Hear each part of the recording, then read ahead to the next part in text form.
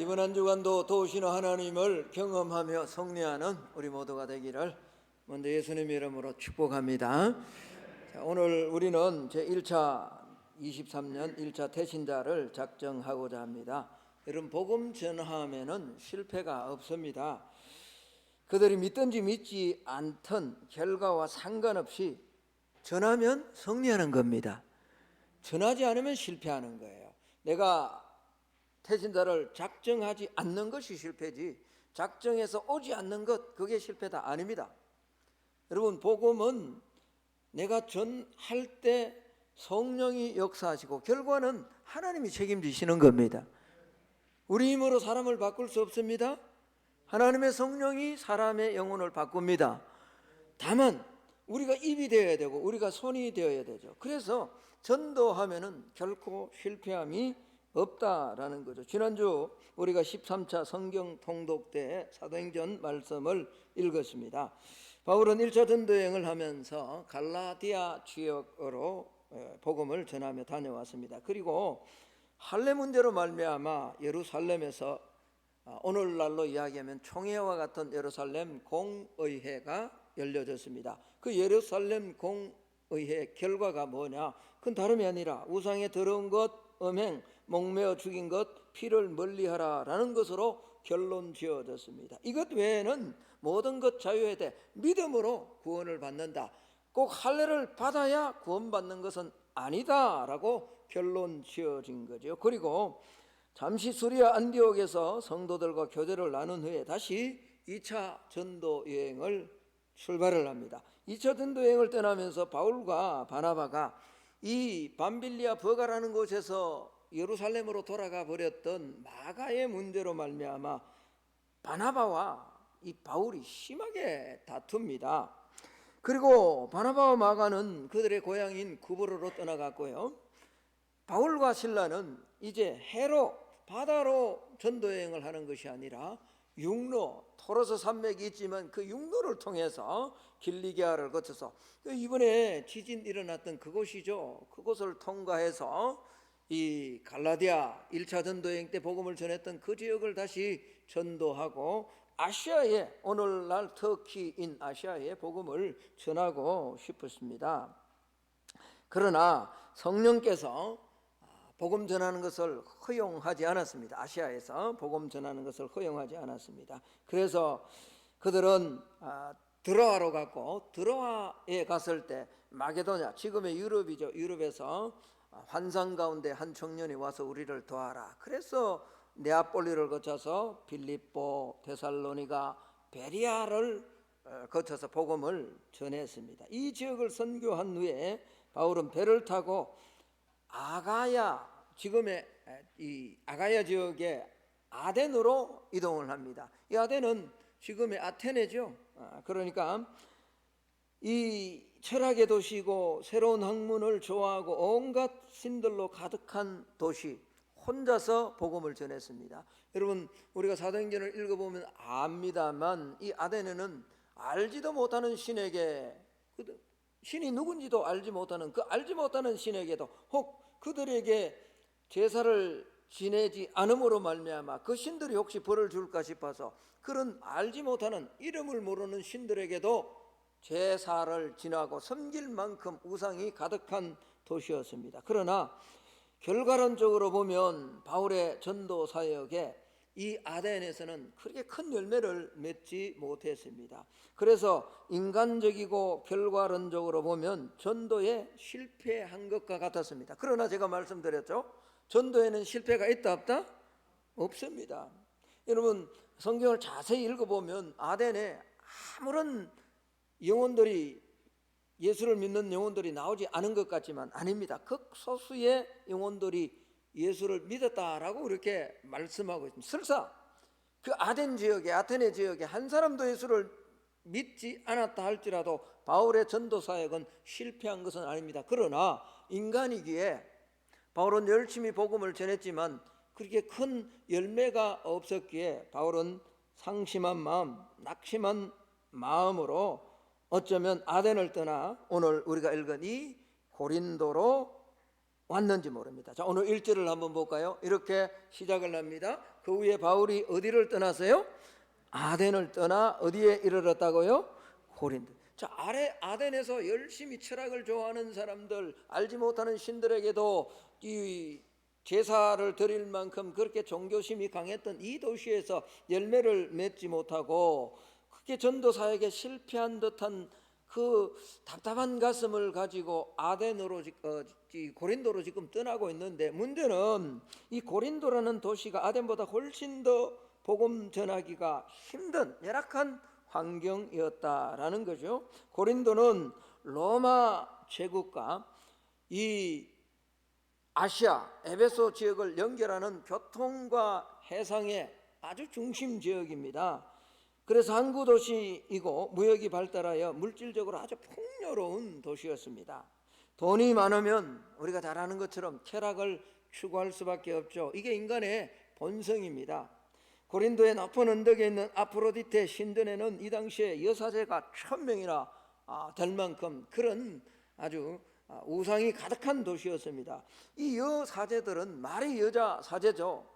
이 낮에는 성전에서 신전에서 사제 역할을 하지만 밤에는 고린도 지역으로 내려와서 창녀의 역할을 하는, 그러니까 아주 엄난한 도시였다라는 거죠. 쾌락의 도시고 우상 숭배와 불의가 넘쳐나는 도시가 고린도였다라는 겁니다. 바울은 고린도 전서를 쓰면서 이렇게 말합니다. 고린도전서 6장 9절 10절의 말씀입니다. 불의한 자가 하나님의 나라를 유업으로 받지 못할 줄을 알지 못하느냐. 미혹을 받지 말라. 음행하는 자나 우상 숭배하는 자나 간음하는 자나 탐색하는 자나 남색하는 자나 도적이나 탐욕을 부리는 자나 술 취하는 자나 모욕하는 자나 속여 빼앗는 자들은 하나님의 나라를 유업으로 받지 못하리라. 여러분, 바울이 고린도전서 6장 오늘 9절 10절에서 말하는 이런 모든 일들이 고린도 도시 안에서 행행하고 있었다라는 거죠. 그러니까 간음과 동성애, 도적질, 탐욕, 술에 취한 자, 우상 숭배자들이 고린도 안에 많이 있었다라는 그런 말입니다. 아주 문란한 도시죠. 마치 오늘 한국을 보는 것 같아요. 일본을 보는 것 같아요.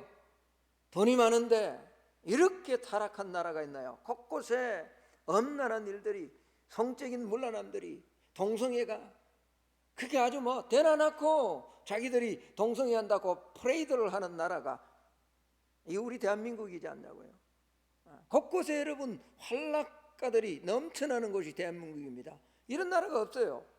밤의 문화가 이렇게 횡행하는 그런 나라가 없다라는 거죠. 이렇게 타락한 도시이기에 사실은 하나님의 은혜가 더욱 필요한 거죠. 이렇게 엄난하고 문란하고 우상 숭배, 불의가 가득한 도시에 복음을 전하려고 하는 바울의 심정이 어떠했을까요? 아테네에서 어떤 열매가 있었고 아테네에서 눈에 보이는 가시적인 어떤 결과들이 있었다면 좀 담대함을 가지고 떠날 수 있었는데, 아테네에서 마치 실패한 듯한 모습을 가지고 고린도로 떠나가는데, 고린도라는 도시는 더 복음을 전하기에 아주 열악한 도시랍니다. 그러니 바울의 심정이 얼마나 답답하고 두렵고 초조했겠냐고요. 바울이 홀로 이 도시에 도착했을 때 심정을 바울은 고린도전서 2장 3절에 이렇게 표현하고 있습니다. 2장 3절 우리 같이 한번 읽어볼까요? 같이 읽습니다. 시작. 내가 너희 가운데 거할 때 약하고 두려워하고 힘이. 여러분, 바울이 고린도 교인들을 향해서 편지를 쓸 때, 내가 고린도에 갔을 때, 너희들에게 갔을 때 내 마음이 이랬다는 거죠. 약하고 두렵고 힘이 뭐였다고요? 떨었다. 이 같은 말이에요. 3번 반복하는데 같은 말이에요. 굉장히 두려웠다는 말이죠. 굉장히 떨었다는 말입니다. 얼마나 여러분 이 고린도 도시가 엄난하고 불의와 도적과 이 동성애와 성적으로 문란한 그런 도시이기에 바울은 복음을 전하기에 매우 두렵고 약하고 힘이 떨었다라는 그런 말이죠. 그만큼 쾌락에 물든 고린도를 보면서 두려웠다라는 그런 말입니다. 바울 사도의 두려움은 절대로 육체적 두려움이 아닙니다. 영적인 두려움입니다. 물질적 풍요, 개방된 성문화 복음에 성문화로 복음에 대적하는 이 도시에 어떻게 복음을 전할까? 마치 아덴에서 철학을 좋아하고 새로운 것이 아니면 대화하지 않으려고 하는 그런 도시에 지식을 가지고 복음을 전했음에도 불구하고 믿는 숫자가 극소수에 불과한 이런 경험을 했던 바울이 영적으로 굉장한 부담감을 안고 있었다라는 그런 말이죠.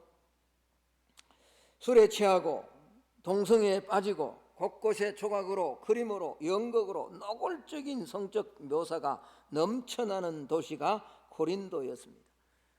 좀 심하게 말하면 한 집 건너 한 집 술집으로 가득한 그런 도시였다라는 거죠. 성매매하는 곳, 이런 모습을 매일 봐야 하는 바울 사도의 심적 고통이 얼마나 심했을까 하는 거죠. 쾌락의 유혹이란 강력한 이 영적 도전이 밀려오는 그런 도시였다라는 겁니다. 여러분, 리차드 포스터 목사님은요, 현대사회의 가장 강력한 믿음을 무너뜨리는 주제 3가지가 있다. 그건 다름이 아니라 돈, 섹스, 권력이라 그랬대요. 돈, 섹스, 권력. 여러분, 우리 일반 사람들은 돈, 섹스, 권력은 세속적인 것으로 생각합니다. 사실 그렇지 않습니다. 여러분, 돈이나 이 성이나 권력은 하나님이 바르게 설하고 바르게 사용해서 하나님을 온전히 섬기고 하나님의 나라를 세우라고 주신 것이 사실은요, 이 물질이고 성이고 권력이다라는 거예요.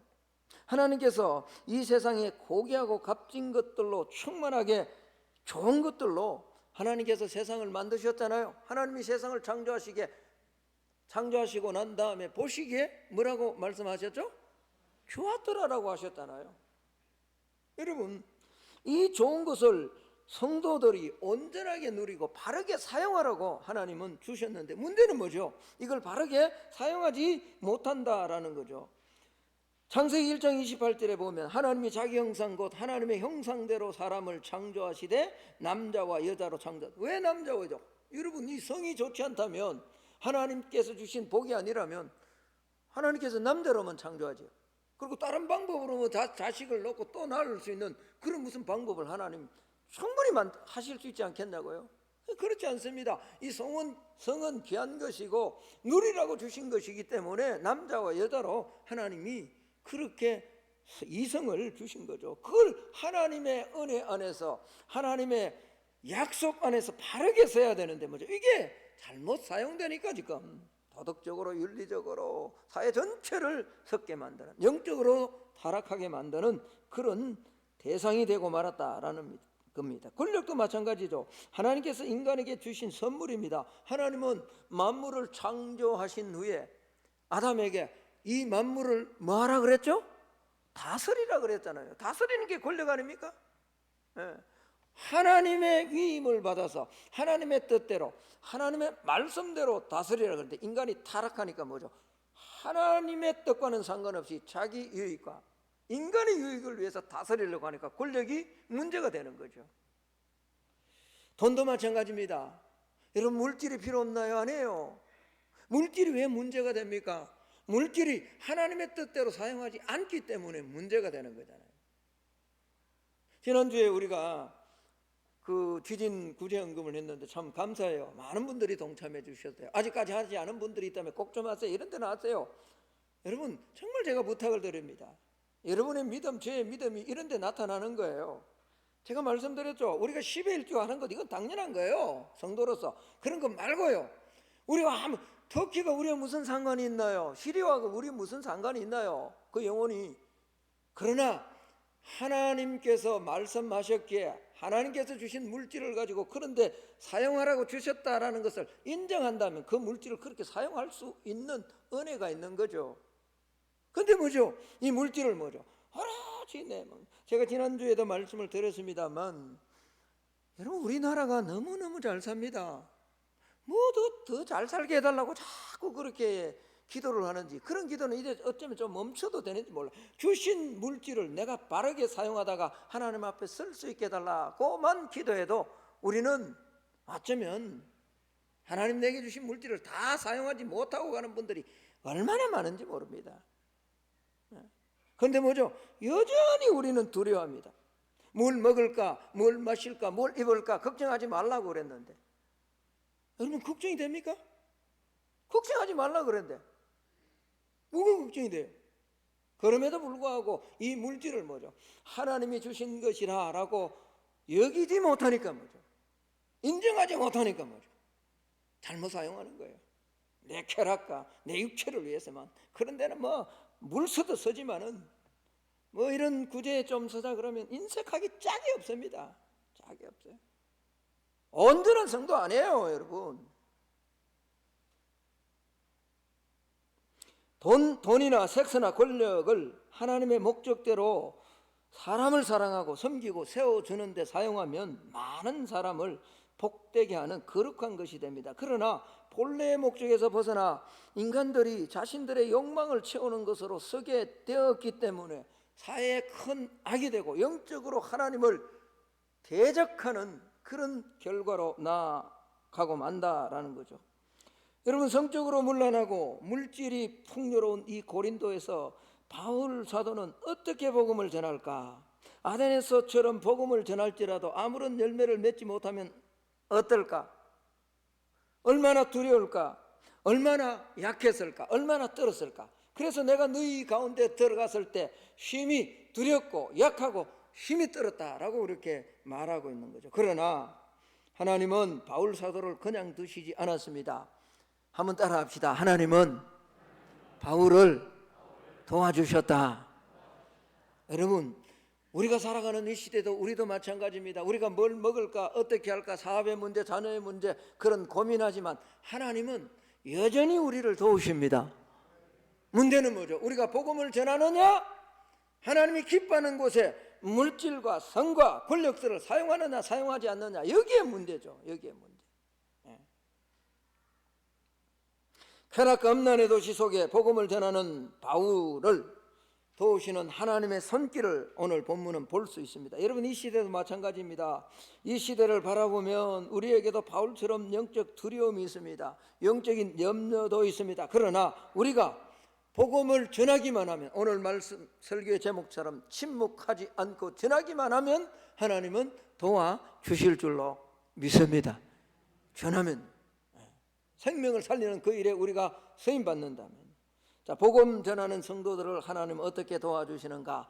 세 가지를 좀 살피기를 원합니다. 첫 번째는 동력자들을 붙여주셨다라는 겁니다. 오늘 2절에서 4절 말씀을 제가 읽습니다. 아굴라라는 본도에서 난 유대인 한 사람을 만나니 클라우디오가 모든 유대인을 명하여 로마에서 떠나라 한 고로 그가 그 안에 브리스길라와 함께 이달리아로부터 새로 온지라. 바울이 그들에게 감에 생업이 같으므로 함께 살며 일을 하니 그 생업은 천막을 만드는 것이더라. 안식일마다 바울이 회당에서 강론하고 유대인과 헬라인을 권면하니라. 바울이 고린도에 가서 심히 떨었을 때 하나님은 바울에게 동력자를 보내주셨다라는 거죠. 여러분, 큰 어려움은 혼자 감당할 수가 없을 때가 많이 있습니다. 큰 시련을 당하면 기도하는 것조차 힘들 때가 있죠. 그래서 하나님은 가정을 주셨고요. 그래서 하나님은 교회를 만들어 주신 줄로 믿습니다. 교회가 왜 필요합니까? 여러분, 그냥 와서 뭐 복 달라고 그러고 그냥 내 삶의 어떤 세상의 뭘 누리기 위해서 교회를 주셨습니까? 아닙니다. 교회는 영적으로 서로 교제하고 도와줘서 하나님의 나라를 온전하게 세우고 사명을 잘 감당하라고 하나님이 교회를 세워주신 줄로 믿습니다. 우리 이 교회 와서 맨날 뭐 상처받았다 그러고 언제까지 상처받을래요? 언제까지 여러분 어린아이처럼 그렇게 할 거냐고요? 아니에요. 교회는 하나님의 말씀 듣고 회개하고 어찌 앓고 우리가 어떻게 살아야 되느냐, 그리고 서로 위로해주고 격려해주고 하나님의 나라를 위해서 손잡고 일하기 위해서 하나님께서 교회를 세워주셨습니다. 그래서 사람을 붙여주는 거예요. 그래서 김집사, 이집사 붙여준 거예요. 목사를 세워주셨고 장로님을 세워주신 거예요. 힘들 때 서로 위로하고 격려하고요. 남편이 지치면 아내가 힘이 되어주고요. 아내가 힘들면 남편이 도와주는 것처럼요. 교회도 그런 거예요.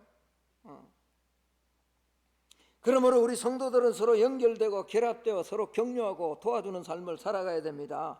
바울이 많이 힘든 상황에서 고린도에 도착했을 때 하나님은 그와 함께할 오늘 브리스길라와 아굴라를 보내주셨다라는 겁니다. 여러분, 이들 부부는 원래 로마에 머무는 사람들이었습니다. 그런데 뭐죠?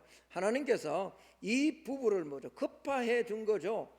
사실은 글라우디오라는 로마 4대 황제 때 클레스터라는 사람에 의해서 이 폭동이 일어났다 그러는데 유대인들끼리 싸움이 일어난 거예요. 이 뭐 클레스터라는 사람이 진짜 사람인지 아니면 그리스도의 잘못된 명칭, 그리스도인들 간의 어떤 싸움이 있었는지 모릅니다. 어쨌든 로마에 있는 모든 유대인들은 다 떠나가라 추방령을 내린 거예요.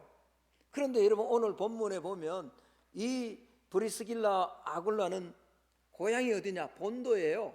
터키에 있는 본도라는 지방의 출신이에요. 그러면 로마에서 추방을 받았으면 여러분, 이 브리스길라와 아굴라가 어디로 가야 정상적인 거예요?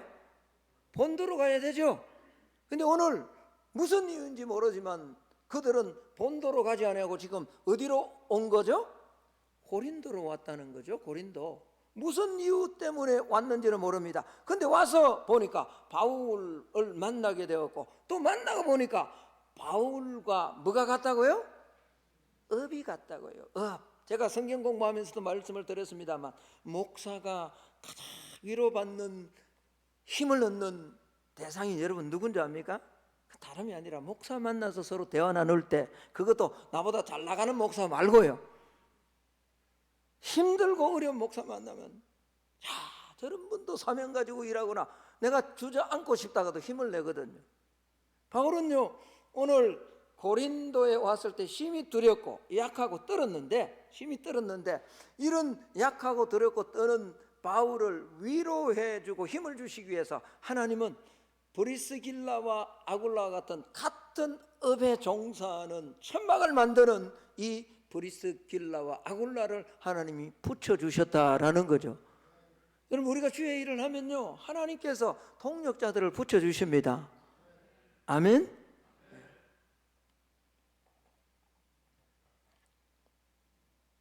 이들 부부가 바울 사도에게 얼마나 좋은 동력자였는지 로마 교회에 보낸 편지 로마서 16장에 이렇게 말씀합니다. 16장 3절 4절입니다. 너희는 그리스도 예수 안에서 나의 동력자인 브리스가와 아굴라에게 문안하라. 그들은 내 목숨을 위하여 자기들의 목까지도 내놓았으니 나뿐 아니라 이방인의 모든 교회도 그들에게 감사하느니라.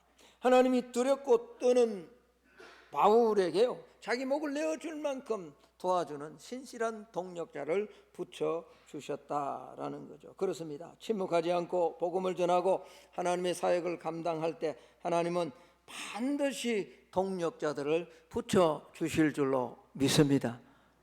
저는요, 사람만 붙여준다라고 그렇게 보지 않습니다. 제가 지금까지 목회하는 30여 년 목회하는 가운데요, 하나님 안에서 먼저 그의 나라와 그의 의를 구하면 하나님은 사람도 붙여주실 뿐만 아니라요, 필요하면 물질도 붙여줍니다. 성도가 아니라요, 안 믿는 사람을 통해서도 하나님은 필요에 따라서 물질을 하나님 채워주십니다. 반드시 그렇습니다. 믿으시기를 바라고 복음을 전하며 하나님의 사역, 내게 맡기신 사명을 끝까지 잘 감당하는 우리 성만의 성도들이 되시기를 축복합니다. 두 번째는 많은 열매를 맺게 해주셔서 바울을 도와줍니다. 5절에서 8절 말씀입니다. 실라와 디모데가 마게도냐로부터 내려오매 바울이 하나님의 말씀에 붙잡혀 유대인들에게 예수는 그리스도라 밝히 증언하니 그들이 대적하여 비방하거늘 바울이 옷을 털면서 이르되 너희 피가 너희 머리로 돌아갈 것이요 나는 깨끗하리니 이후에는 이방인에게로 가리라 하고 거기서 옮겨 하나님을 경외하는 디도 유스도라 하는 사람의 집에 들어가니 그 집은 회당 옆이라. 8절 말씀 우리 같이 한번 읽습니다. 시작. 또 회당장 그리스도가 온 지방과 더불어 주를 믿으며 수많은 고린도 사람도 듣고 믿어 세례를 받더라. 여러분, 멀리 위쪽 지방 베레아에 있던 이 실라와 디모데가 바울 사도에게 합류했습니다. 아마 이 빌립보나 그 마게도냐 지역에 있던 성도들이 바울에게 필요한 재정을 가지고 온 것 같아요. 그래서 바울은 이제 뭐 천막 만드는 직업이 있습니다만 이걸 좀 뒤로 하고요, 복음 전하는 일에만 아주 집중한 것 같아요. 그래서 오늘 5절에 그렇게 말하는 거예요. 하나님의 말씀에 붙잡혀 유대인들에게 예수는 그리스도라 밝히 증언한다. 말씀에 붙잡혔다라는 것은 성령에 붙잡혀서 말씀에 집중했다는 말이에요. 아마 재정적 후원이 어쩌면 있었는지 모릅니다. 그래서 아주 열심히 복음을 전했다라는 그런 말이죠. 자, 복음을 더 열심히 전하자 유대인들의 반대도 심해집니다. 그래서 오늘 6절 말씀을 보면 6절 말씀을 보면 그들이 대적하여 비방하거늘, 이 그들은 뭐죠? 유대인들이에요. 고린도에 있는 유대인들. 그래서 바울은 이제 복음의 사역의 방향을 완전히 바꾸어 버립니다. 어디로? 유대인들이 아니라 이방인들에게 복음을 전하려고 하는 거죠.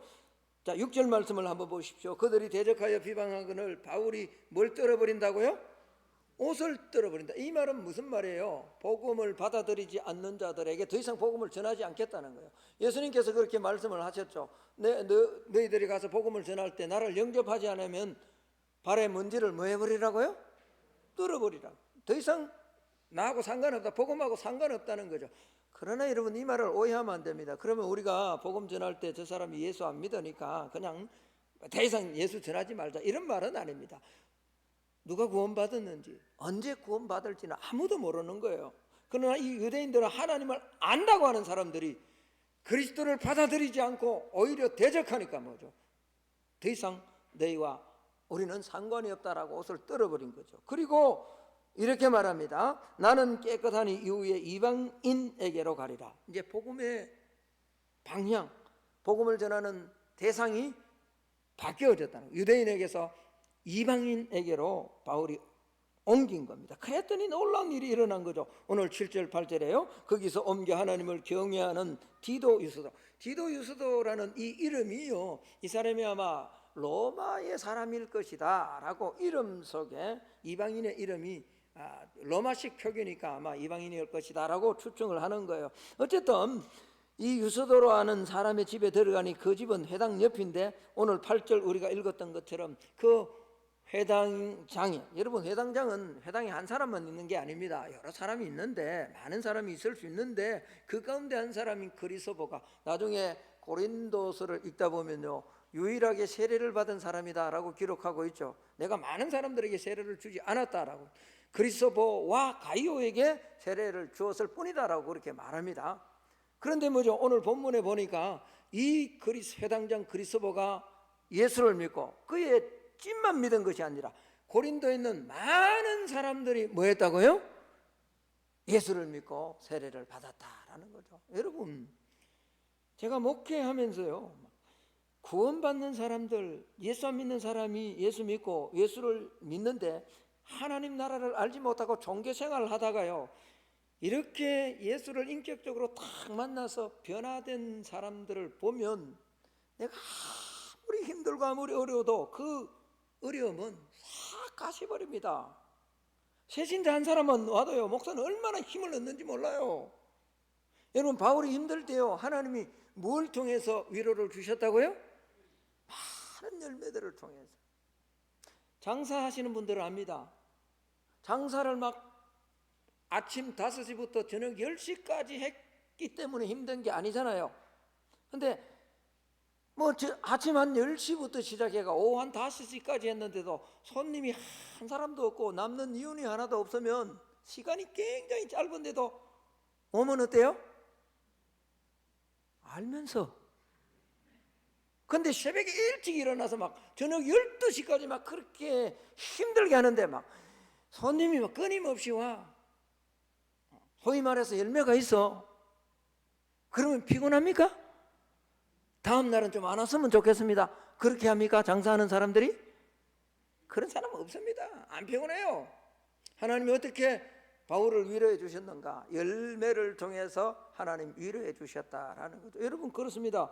우리가 복음을 전하면요, 열매 없을 것 같지만 하나님은 반드시 힘들고 올 때, 이제 이 코로나가 끝나고 오늘 태신자를 작정하고 3월 달에 이제 전도대를 열고 이렇게 하면요, 없는 것 같지만 하나님은 열매를 반드시 허락해 주실 줄로 믿습니다. 그래서 복음 전하면요, 하나님 도와주시는 거예요. 마지막 세 번째는 하나님 직접 말씀합니다. 사람을 붙여주고 열매를 보여주셨음에도 불구하고 바울은 여전히 두려웠는지 모릅니다. 그러니 하나님 직접 나타나셔서 말씀해 주시는 거죠. 9절 10절의 말씀입니다. 밤에 주께서 환상 가운데 바울에게 말씀하시되 두려워하지 말며 침묵하지 말고 말하라. 10절 말씀 우리 같이 읽습니다. 시작. 내가 너와 함께 있음에 어떤 사람도 너를 대적하여 해롭게 할 자가 없을 것이니 이는 이 성중에 내 백성이 많음이라 하시더라. 할렐루야. 여러분, 출애굽기에 보면요, 그 많은 이스라엘 백성들을 능력과 권능으로 인도했던 모세가 죽고 난 다음에 그 다음에 지도자가 누가 되죠?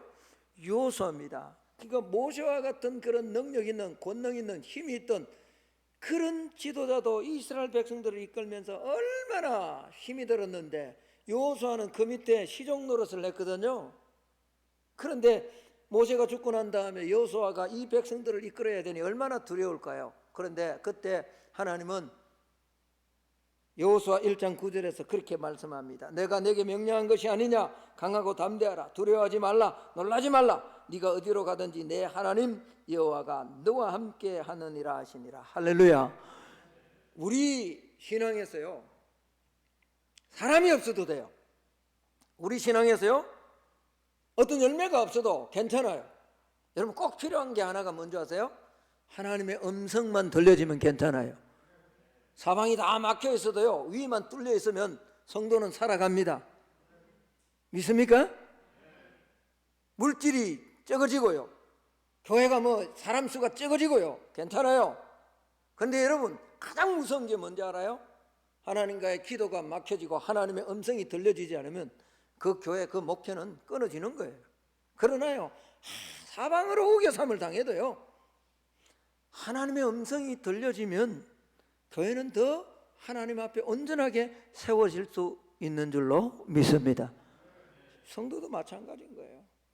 하나님의 음성. 그래서 하나님이 어떻게 위로해 주시는가? 하나님이 오셨어요. 말씀으로, 하나님의 음성으로 위로해 주시는 거예요.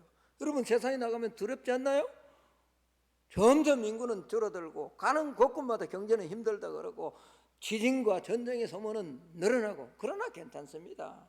우리가 하나님 앞에 엎드릴 때 하나님이 오늘 바울에게 주신 말씀처럼 이 성중에 내 백성이 많다, 내가 너와 함께 하는데 대적할 자가 어딨냐고. 제가 성경 공부하면서 말씀드렸던 것처럼 죽음이 두렵죠. 그러나 성도는요, 그 죽음 이후에 하나님이 책임져 주신다고 해요.